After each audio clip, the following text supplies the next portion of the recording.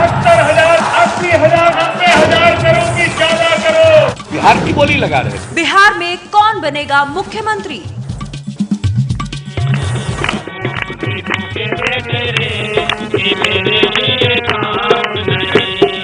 मिट्टी की खुदाई की ईंटों को पकाया रे, मिट्टी की खुदाई की ईंटों को पकाया रे। संसद का हर एक खंबा मैंने ही उठाया रे, संसद का हर एक खंबा मैंने ही बनाया रे। की फुटपाथ पे कि मेरे लिए काम, या मेरे लिए काम नहीं, ये सबसे बड़ा मुद्दा है। कौन बनेगा मुख्यमंत्री का कारवा आज कटिहार पहुंच चुका है। सीमांचल, सीवान से हम सीमांचल पहुंच चुके हैं और सीमांचल में हमारा पहला पड़ाव है कटिहार। और ये जो आप फोक म्यूजिक, जो संगीत यहाँ पर सुन रहे थे, उसका भाव यही है क्योंकि यहाँ पर कटिहार में पलायन की बहुत बड़ी समस्या है, यहाँ पर बेरोजगारी बहुत बड़ी समस्या है और यहाँ पर जो नदी का कटाव होता है उसकी वजह से सैकड़ों लोगों को विस्थापित होना पड़ता है। कई तरह के सियासी मुद्दे हैं कटिहार में। आपको बता दें, यहाँ पर विधानसभा की कुल जो है 7 सीटें, 5 पर बीजेपी, 1 जेडीयू और 1 निर्दलीय जो जेडीयू में शामिल हो चुके हैं। कटिहार की बड़ी संख्या में जनता हमारे साथ है। कई तरह के सवाल हैं कटिहार की जनता के। यहाँ पर चीनी मिल बंद है, माचिस की मिल, जूट मिल, कई तरह के सवाल हैं। तमाम सवाल हम लेंगे और साथ ही कुछ राजनीतिक मेहमान भी हैं हमारे साथ। सबसे पहले इंट्रोडक्शन करा दें। सबसे पहले बीजेपी से हमारे साथ जो प्रतिनिधि हैं, बीजेपी से चंद्रभूषण ठाकुर, ये कड़वा से प्रत्याशी हैं, चंद्रभूषण ठाकुर। इसके अलावा हमारे साथ कांग्रेस से शकील अहमद खान है, कड़वा से प्रत्याशी हैं कांग्रेस से शकील अहमद खान। और हमारे साथ जन अधिकार लोकतांत्रिक पार्टी, क्योंकि यहां पर त्रिकोणीय चतुष्कोणीय मुकाबला भी है, तो इस लिहाज से यहां पर आपको बता दें वकील दास जो हैं वो प्रत्याशी हैं कोढ़ा से, पप्पू यादव की पार्टी से ये हैं। और साथ ही आरजेडी से हमारे साथ हैं तारकिशोर ठाकुर। तो 4 खास मेहमान हैं। लेकिन आपको बता दें, इस बार बिहार विधानसभा चुनावों में अल्पसंख्यक आरक्षण का जो मुद्दा, जो मोहन भागवत ने बयान दिया था, आपको याद होगा, फिर मोदी निशाने पर आए थे। आज फिर नरेंद्र मोदी ने सबूत दिखा कर ये कहा है कि जो मैं कह रहा हूं वो सच है। पिछड़ों का आरक्षण छीन कर 5% ओबीसी आरक्षण मुस्लिमों को देने की तैयारी कर रहे हैं लालू नीतीश।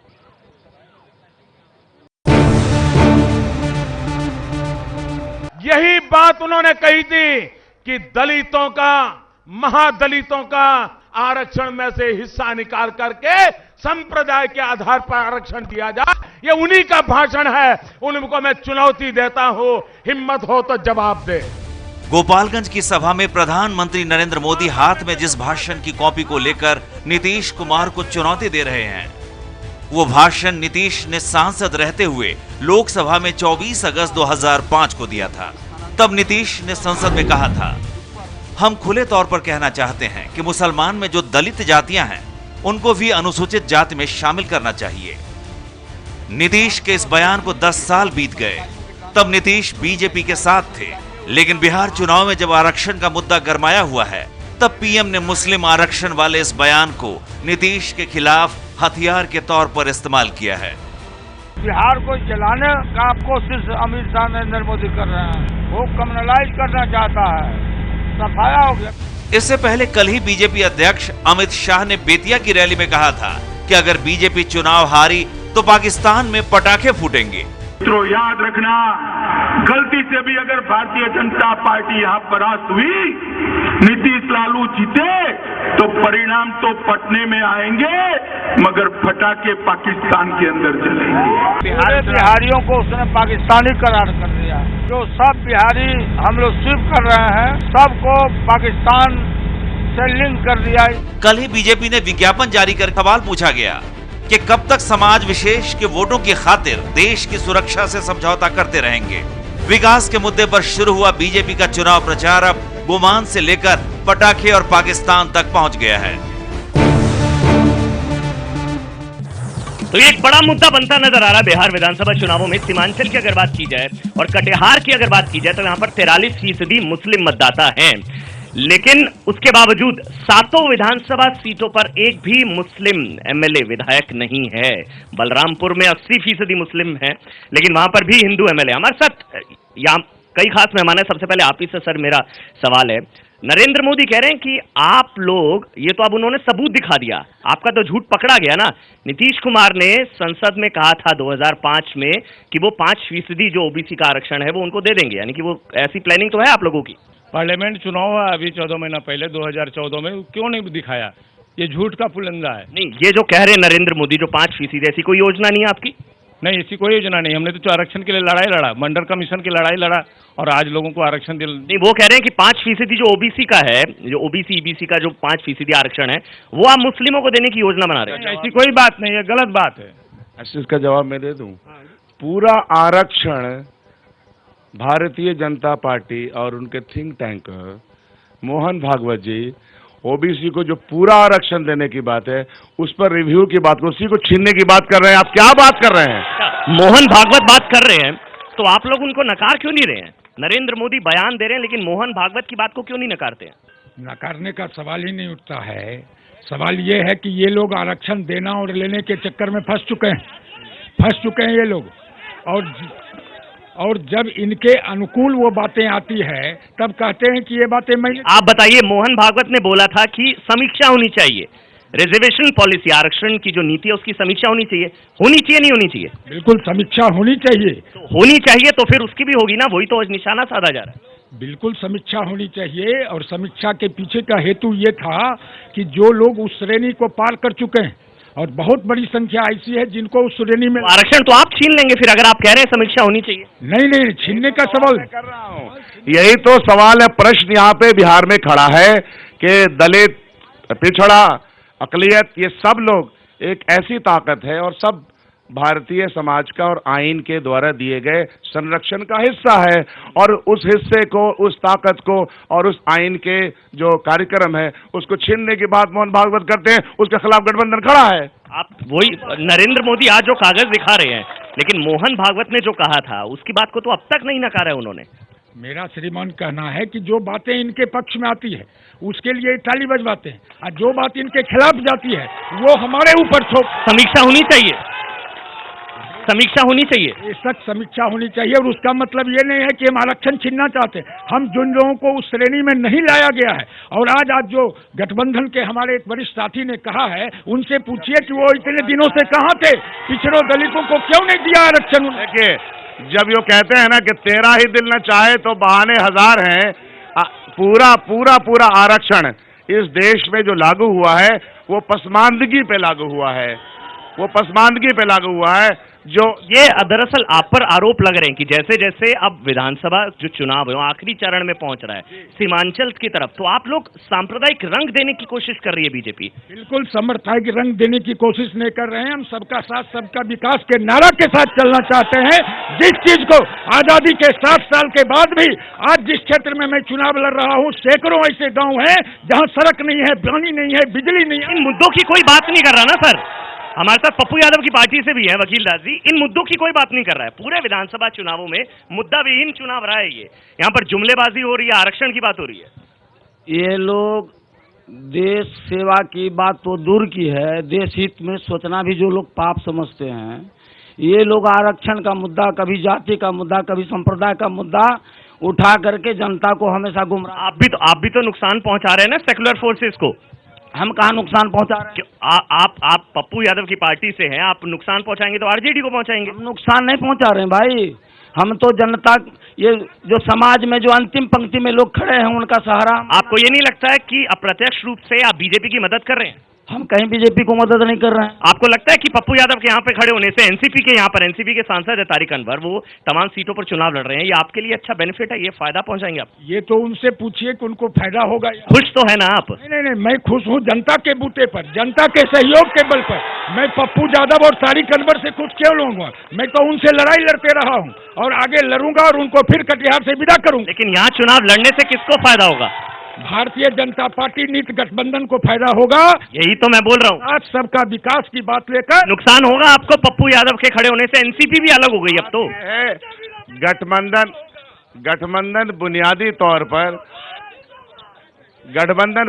तौर पर मुद्दों के आधार पे है और वो मुद्दे सामाजिक न्याय और भाईचारे के ऊपर है, और जो नीतीश जी ने जो विकास किया है, जो विकास, लेकिन नुकसान पहुंचाएंगे ना एनसीपी तमाम सीटों पर, पप्पू यादव तमाम सीटों पर है। जो पूरा समाज है बिहार का, वो इन बुनियादों को जानता है कि नीतीश जी के प्रमुख होने की वजह से उनके क्या नुकसान पहुंचाएंगे?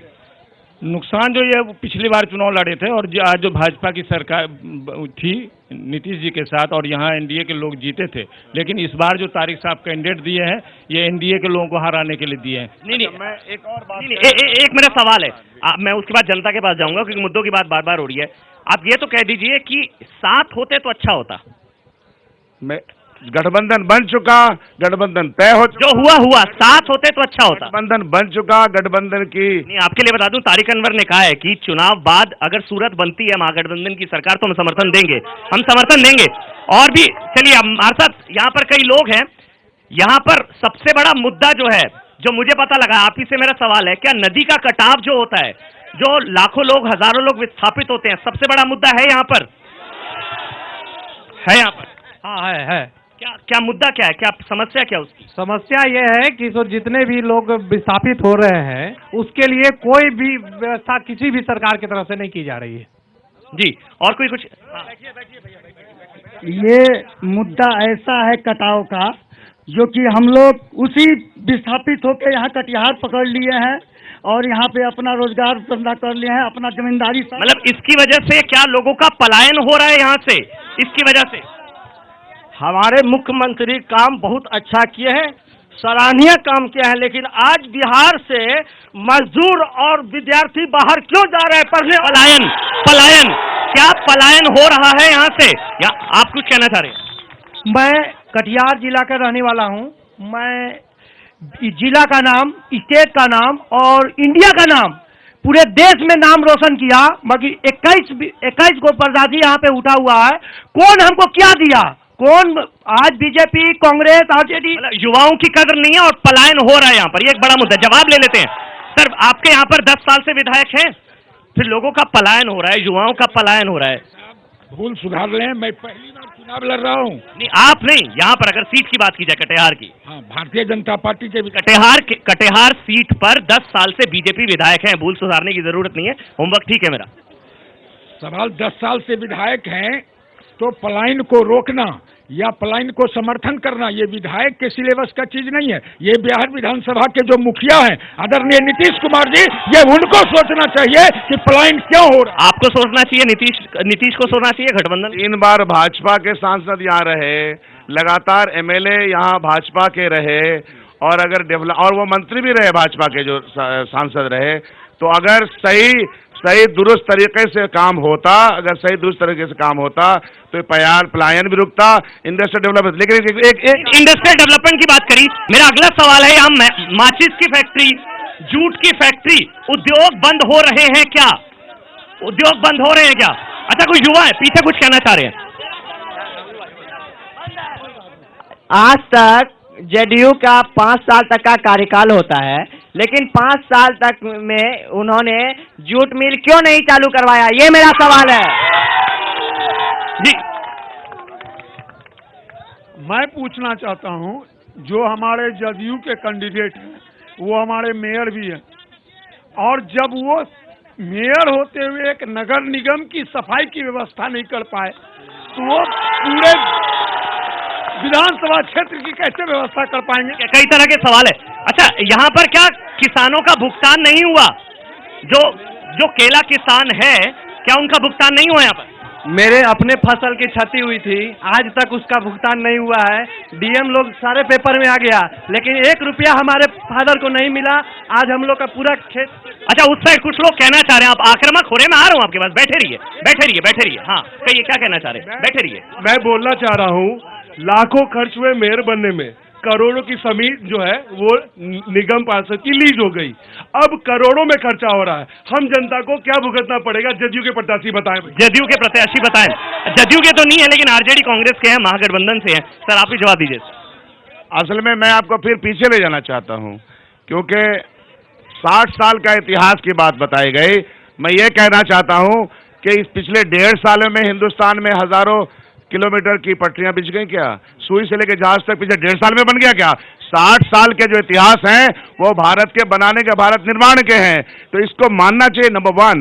नंबर 2 कि यहाँ के जो एमएलएज हैं, पिछले कई सालों से सांसद वो रह रहे हैं, तो उन्होंने जो विकास किया है वो विकास क्या है, सवाल वहां पे खड़ा है। अच्छा, वो विकास क्या है? पप्पू यादव क्या करेंगे सर? यहाँ पर कई मुद्दे हैं, यहाँ पर गन्ना किसानों का मुद्दा है, केला किसानों का मुद्दा है, फैक्ट्रीज बंद पड़ी हैं, पप्पू यादव क्या करेंगे? 70,000, 80,000, 90,000 करो कि ज्यादा करो, बिहार में कौन बनेगा मुख्यमंत्री?